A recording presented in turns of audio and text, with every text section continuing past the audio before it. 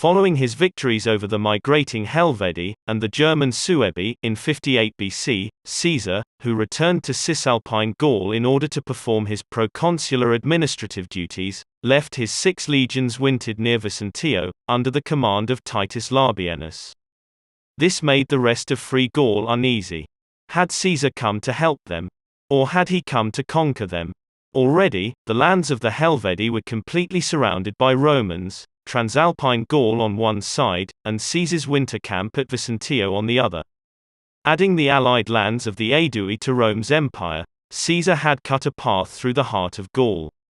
The Belgae tribes, positioned between the English Channel, the Rhine River's west bank, and the northern bank of the Seine River, in what is today modern Belgium, anticipated Caesar's continuing conquest of their territory.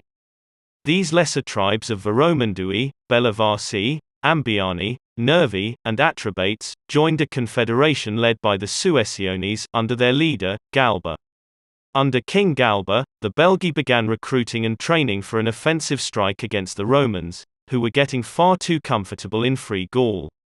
Titus Labienus, learning of the Belgae tribes' preparations for war, immediately sent a dispatch notifying Caesar. When Caesar, who was still in Cisalpine Gaul, received the dispatch, he quickly levied 2 more legions. Although Caesar had begun his proconsulship with the existing 7th, 8th, 9th, and 10th legions, he had already levied the 11th and 12th in preparing to take on the Helvedi. Adding the legios 13 and 14, named Gemina, or twins, Caesar now had doubled what the Senate had awarded him at the end of his 59 BC consulship, and had done so without senatorial consent. Not only were the Belgae suspicious of Caesar's motives in Gaul, but many in the Senate were starting to question whether Caesar's actions in Gaul benefited Rome, or himself. When Caesar and his twin legions regrouped with Titus Labienus near Vicentio, he was quickly visited by a delegation of Gauls from the Remi tribe. Swearing that they had taken no part in the formation of a unified Belgic army, the Remi surrendered.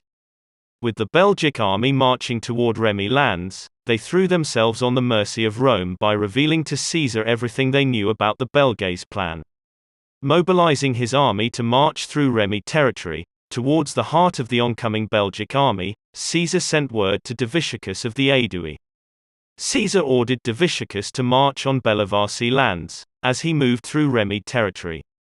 At the river Axona, Caesar came across the Belgae's forces, securely encamped on a hill on the other side of the river. Also across the Axona River was the perfect spot for Caesar to pitch his military camp. The hill Caesar would use stood opposite the Belgic army, and was divided by a slash of wet marsh which branched off from the Axona River. So that he did not have a repeat performance of his battle against Ariovistus, which had seen him cut off from his supply line, Caesar left 6 cohorts behind to protect the bridge spanning the Axona River. Utilizing the remainder of his 8 legions, Caesar routed his forces on the hill.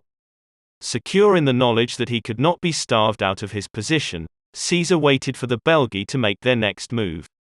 Instead of engaging Caesar's army, making the Belgae vulnerable to attack while crossing the marsh, Galba, instead, commanded half his forces to strike the nearby Remi town of Bibrax.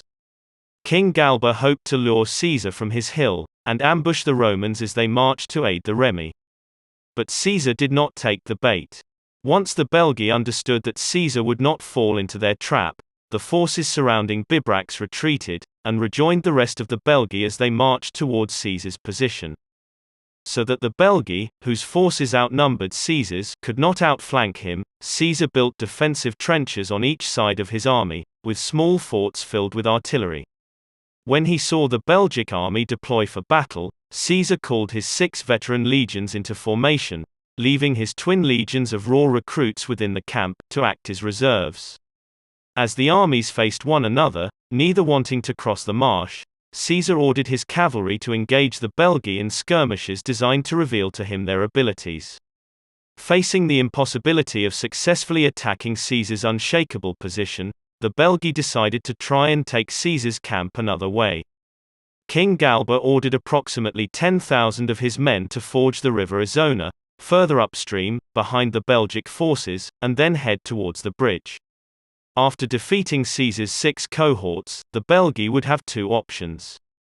They could cross the bridge and enter Caesar's camp from the side, or they could simply destroy the bridge across the Axona River, and cut off Caesar's supply line. From his vantage point, Caesar could see 10,000 Belgic soldiers leaving the camp, and knew what they were planning. Leaving his legions in formation, Caesar ordered his cavalry and light infantry back across the bridge. The cavalry then charged upstream, arriving just as the Belgae were coming out of the water. There, Caesar's cavalry engaged the wet soldiers, defeating many, and pushing the rest back into the river. As Caesar's light infantry arrived, they showered the Belgae, who were still in the water, with a barrage of missiles, slaughtering them where they stood. Failing to take Caesar's camp via surprise attack, and knowing that to enter the marshes against Caesar's heavily fortified camp was suicide, King Galba had run out of options. He was unable to draw the Romans from their superior fighting position, while receiving pleas from the Belgae tribe, who were being overrun by the Aedui. With the Belgae now under attack on 2 fronts, King Galba chose to withdraw from the battlefield. The Belgic Confederation dispersed, vowing to reunite again should the Romans push further into Belgae territory. As the Belgae left the battlefield, returning to their individual tribes, Caesar thought their withdrawal a trap, and so he did not immediately pursue them. The next day, when Caesar learned from his scouts that the Belgae were, indeed, withdrawing, he ordered Titus Labienus to take 3 of his legions and attack the rear of the Belgic marching column. In his Gallic commentaries, Caesar claimed that because the Belgae had broken formation, attempting to flee to safety, Titus Labienus and his legions killed as many Belgae as the daylight hours allowed, with no risk to themselves. By the time Titus Labienus and his legions were done harassing the Belgae, King Galba's own tribe, the Suessiones, had formally surrendered to Rome, alongside the Belgae tribe, who had been attacked by Diviciacus and the Aedui. In his account, Caesar claimed his 8 legions, numbering approximately 40,000 men, faced a Belgic army that was almost 300,000 strong. However, as a tool of propaganda, Caesar may have included the entire population of the Belgic Confederation, rather than just those who were armed and fighting. Approximately 10,000 Belgae fell during the Battle of Axona. Caesar, himself, lost only about 1,000 men. By May of the 57 BC year, just 16 months after beginning his proconsulship, Caesar had added the lands of the Helvedi, the Aedui, the Sequani, the Remi, the Suessiones, and the Belgae to the province of Roman Transalpine Gaul.